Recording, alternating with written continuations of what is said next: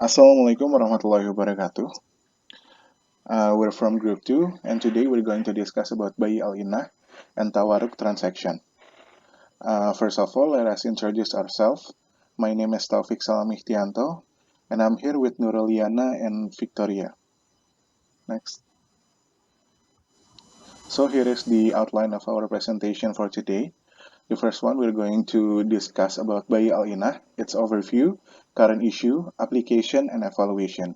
And then we're going to talk about Tawarruq, its overview, current issues, application, and evaluation. Next. And now we're talking about Bai Al Inah. Next.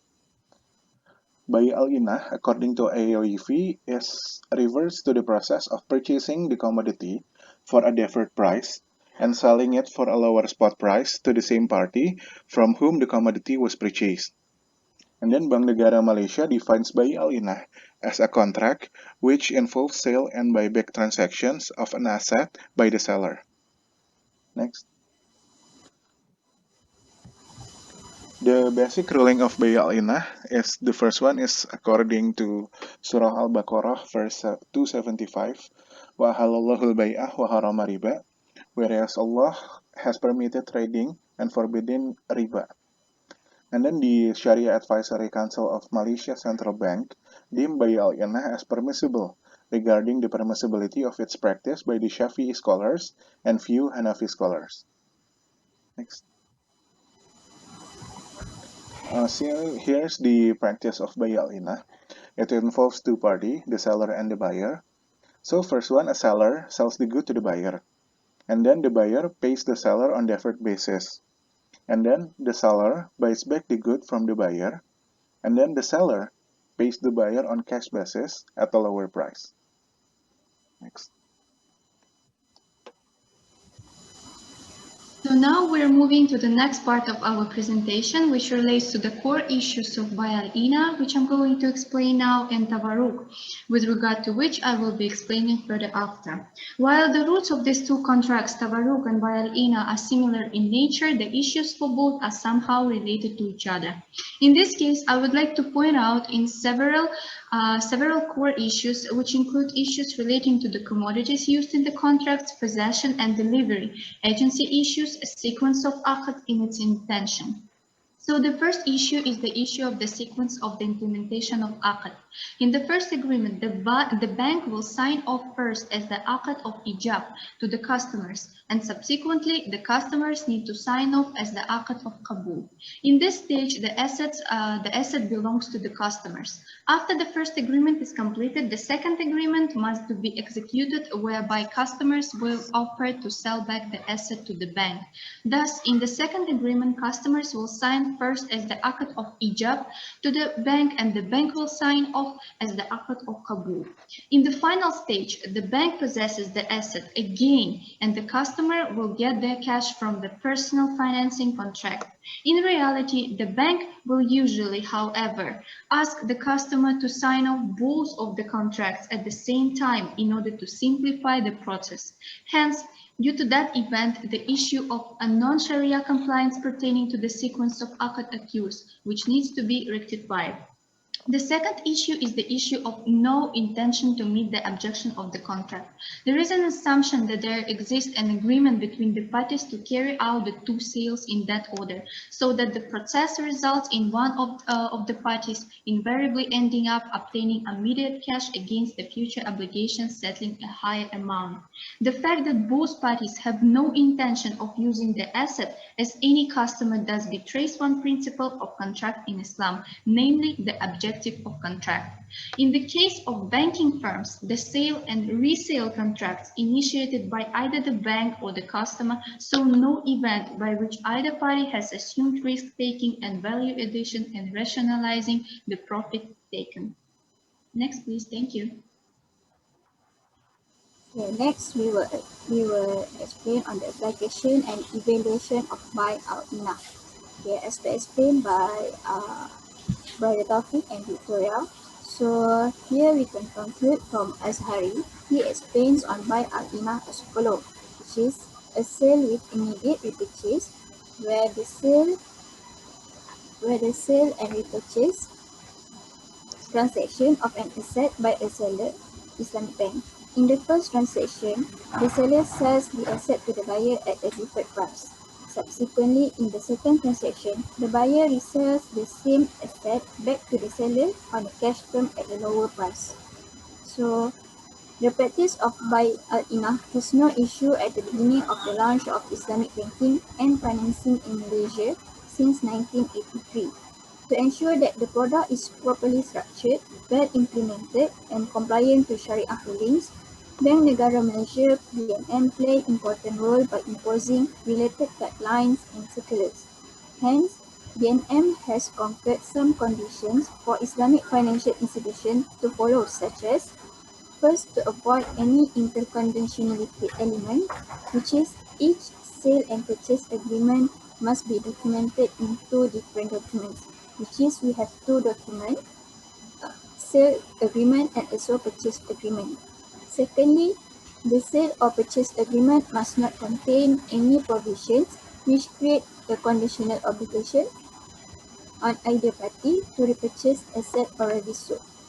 Third, the sale and purchase agreement must be executed in the proper sequence, which is the first one is the sale agreement, then comes the purchase agreement. Fourth, to ensure that the parties involved observe the conditions of ijab, offer, and also kabul, acceptance. The ownership in the asset sold must be effectively transferred. And finally, the Islamic Bank is to conduct regular operational review on Bai Al Inah transactions, which is bank need to make sure to ensure that all operational review must be Sharia compliant. So this is some of the example practice in Malaysia. We have personal financing I from Public Islamic Bank. We have Islamic term financing from Maybank Islamic, and also we have negotiable Islamic debt certificate, which is Islamic bond issued by Securities Commission Malaysia. So from this we can see the impact on wealth distribution, which is to assist people to get instant cash to serve their needs, and also the special elements from Al Inah is to attract investors to invest their money, then to increase the demand towards Islamic financial product and also food and supplies. Okay, now we're going to discuss about Tawarruq. Next. The definition of Tawarruq. The word Tawarruq itself originates from the word warik, which means silver coin. Meanwhile, the AAOEV defines monetization or Tawarruq refers to the process of purchasing a commodity for a deferred price determined through musawamah, bargaining, or murabahah, markup sale, and selling it to third party for a spot price so as to obtain cash. Next. The basic rulings of Tawaruk is the first one, actually similar to Bai Al Inah, Surah Al-Baqarah, verse 275, whereas Allah permitted trading and forbidden riba. And then the second one is according to Fiqh Maxim, which is muamalah is permissible except when there is a provision prohibiting it. And then the third one is to the Sharia Advisory Council of Malaysia Central Bank, which deemed Tawaruk as permissible regarding its permissibility by Hanafi, Hambali, and Shafi'i scholars. Next. So now I'm going to explain about the practice of Tawaruk. So the practice of Tawaruk involves three party. The first one is seller, and then the buyer, and then the third party. The first one, the seller, sells the good to the buyer, and then the buyer pays the seller on deferred basis. And then the buyer sells the good to the third party, and then the third party pays the buyer on spot cash basis. Next.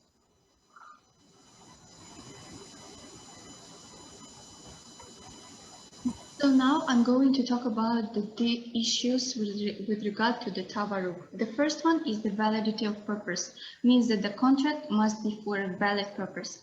Tabarruk, however, as is practiced nowadays, doesn't meet the validity of purpose requirement as a sale contract. In fact, the ultimate goal of tabarruk for whoever is providing the liquidity is to exchange spot money for a high amount in the future. Thus, the financier is taking advantage of the need for liquidity of the client, be it an individual or institutions, to charge interest implicitly. If they were interested in a commodity, then the markup would be justifiable, but clearly the goal is cash liquidity. The next one is the issue of agency and dual agency.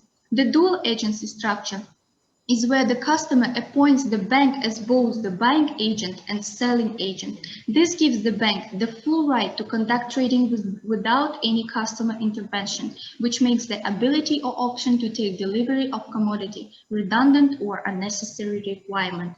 It effectively removes the proof of murabahah, which is the deliverability of the commodity. Next, please. The next one is the issue of commodity delivery. On matters relating to possession and delivery, the commodity sold must both exist and be in possession of the seller for the transfer of ownership to the buyer and therefore to maintain validity of the sale. Moreover, the buyer should take possession of the commodity or at a minimum be able to access the commodity that he now has ownership of. This is lacking in the current practice, where there are cases of explicit restrictions placed on delivery of the commodity. The fourth issue is interrelated with the third issue, which is the issue of physical commodity. The commodities used must have some valid and genuine use in the market for the respective buyers. Basically, this infers that they should have some sort of a value to the market and have economic value. Failure of the above will deem the contract as invalid. It's been observed that the significant proportion of the commodities used for modern tawarruq practices, which is called also organized or regulated tawarruq, uses commodities that are of unsatisfactory economic value as the underlying commodity for use of this transaction. Furthermore, the real usage of commodities was another concern, and the lack of mechanisms and oversight to guarantee that this wouldn't take place added to these concerns. Next, thank you. Next, we will talk about application and evaluation of Tawarruq. So, majority of the modern scholar agreed with the view of the classical scholar on the permissibility of Tawarruq. As the financial system evolved, the Tawarruq contract also has gone through modernization and subsequent transformation for it to fit in. In 1998, Majma' Fiqh al-Islami stated that Tawarruq practice is permissible as long as the buyer does not sell the commodity to the original seller. So, in Malaysia, the operation of Tawarruq is administered by the Shariah Committee and in an expansion to the Council of the Shariah Advisory Council, which is the most elevated Shariah body set up by Central Bank of Malaysia.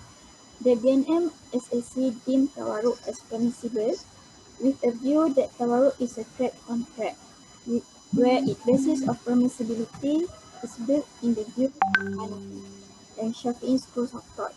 The council entices evidence from the Quran in Surah Al-Baqarah verse 275, whereas Allah has permitted sale and forbidden usury. With this, we can conclude that Allah permits the sale when we serve the right purpose. Besides, scholars agreed to adopt Tawarruq considering it as an alternative to Bai Al Inah. Practitioners in the banking industry see Tawarruq as a necessity based on the reason considering its current practice. It provides liquidity management solution to Islamic financial institutions.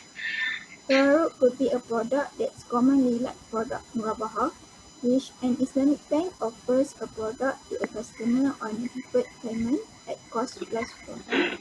Then the customer offers the product on the spot to a third party for a cash.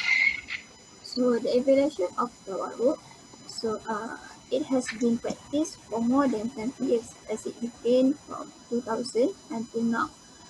Some of the practice in Malaysia, we have a savings Tawarruq from Hong Leong Islamic Bank, which refers to deposit account. We have a mortgage financing by T-Home Financing I from Bank Islam Malaysia Berhad. We have Maybank Islamic Personal Financing I. We have Tawarruq Restaurant I, which is some sort of overdraft facility from Afin Islamic Bank Berhad. And also the recent development of Tawarruq product, which is towards Islamic pawnbroking. We have here Pembiayaan Al-Rahnu from Bank Pertanian Malaysia Berhad, Abu Bank. So the impact on wealth distribution here we can see Tawarruq provides various banking facilities to the public, which is it can assist people to choose a suitable and justifiable product according to their needs and capabilities. Thank you. All right, that's all the presentation from us. Thank you for listening. Wassalamualaikum warahmatullahi wabarakatuh.